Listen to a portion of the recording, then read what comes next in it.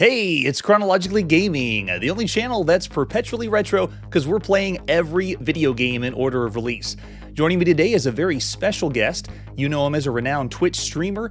He is a PNG tuber, and Chronologically Gaming is excited and humbled to welcome Dwarfusmax to the channel. Dwarfus, you are awesome for being here, man. Well, thank you so much for having me. It is an honor and a pleasure to be on your channel with you to be perpetually retro tonight. It is not only my. We are here. You say that now, but you realize what you get yourself into. We're in 1979, about to get to 1980. We're finishing the rest of the games that were released at some point in 1979, and you're along for the ride. You're plugged in. You're gonna play some old games. Oh man, do I need to get out the wood paneling yet? Yeah, we pulled it out. We got it set for you. We last left off with memory capture for the VC4000, a very obscure German console, and we're going to move on to our next game. Okay. All right, so the way this is going to work is every time we get to a new game, we're going to check it out, play a little bit, maybe get a chance to play together. Depends on how the game is played. And the evening is going to consist of really getting your insight and pretending you're in 1979, because at the time you kind of took what you had in your hand. So we're going to start with this one. This is a game called Mindbuster, which was for the Milton Bradley Microvision. This is the very first handheld that you could switch out the cartridges and play on one game and then switch out a cartridge and play another game. Everything else before this, when you had a handheld video game, you put it in your hands and you just played that game, like Mattel Football. That's all you got. So this is the first console to do that, and I don't think you'll be able to hold it in your hand and play it, but we'll see what it is like. Okay. All right, so here's some of the artwork. This is a terrible box. Someone really beat that sucker up. I don't really know exactly what Mindbuster is, but there's the example of the cartridge. Not what you'd expect if you're used to Game Boy and most modern handhelds. That is the whole cartridge. It came on the whole front of the Microvision. And then when you took it off, you took off everything. You took off the screen, the buttons, and when you put on the next game, you put that on after that. Wow. So I don't really know exactly what Mindbuster is, but let's boot it up and see what happens. It better bust my mind, or else, yeah, no. How comfortable would you say you are with games from 1979? Not as handy as a screen door in a submarine, so not very well handy at all. But we are sure going to give it a try. So this is a simulator. You cannot play this or emulate this because this system's actually so.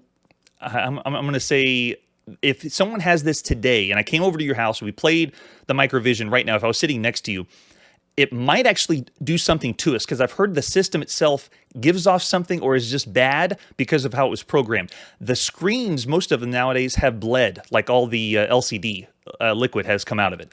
So oh my God. The fact that someone was able to make this is awesome, because it kind of preserves the Microvision so people don't forget about it. But we're actually going to play it. As you can see here, I'm controlling the little knob. On the bottom of the system, it had a little twisty knob, and that's how you controlled it. And then if you see on the left side, that's all the buttons. I don't know what Mindbuster is. Let's see what happens if we push go. Oh, there we go. So I'm going in Mindbuster, but I don't know what it means. So right now I'm pushing the 1, 2, 3. Oh, wait, it's making... Oh. Okay. It's making the sounds, but I don't know what... Okay, so... Okay, this right now is the player or the computer. So if we do, let's do player and then say go.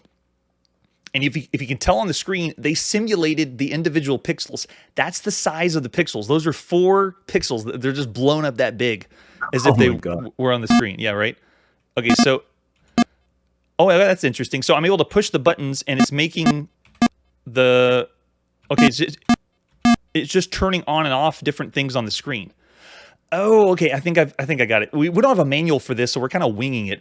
What it's doing is it's similar to playing like a Kinect or combination of things in a row.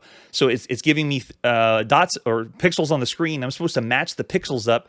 And if you can look on the far side over there, I'm just pushing the number keys. So you're just using the number keys and trying to make a match of the other pixels. So it's like a mind type game or a memory type game.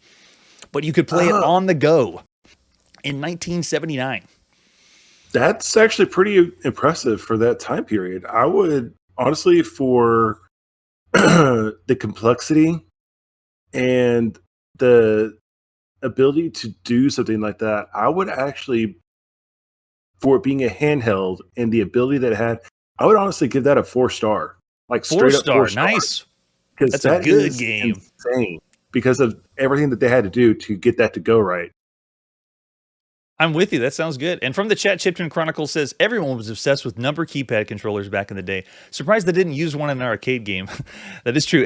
Almost every home console we played and handheld has had number pad controllers. You know why? Because phones were so cool back then, man. It reminds me of like the text back, not text back. You know, that's a freaking Destiny 2. No, like remember those graphing calculators we had, and you would have those nerds. Or now we are the nerds that would program games on it. Yes, stuff like yes. That reminds me of that. Yeah, in fact, that's what we're going to see a little bit later with the Game & Watch when Nintendo makes that, which is playing around on a calculator and using those calculator graphics for games. You know what I'm talking about. Tiger Electronics, those are way later. Oh, but yeah.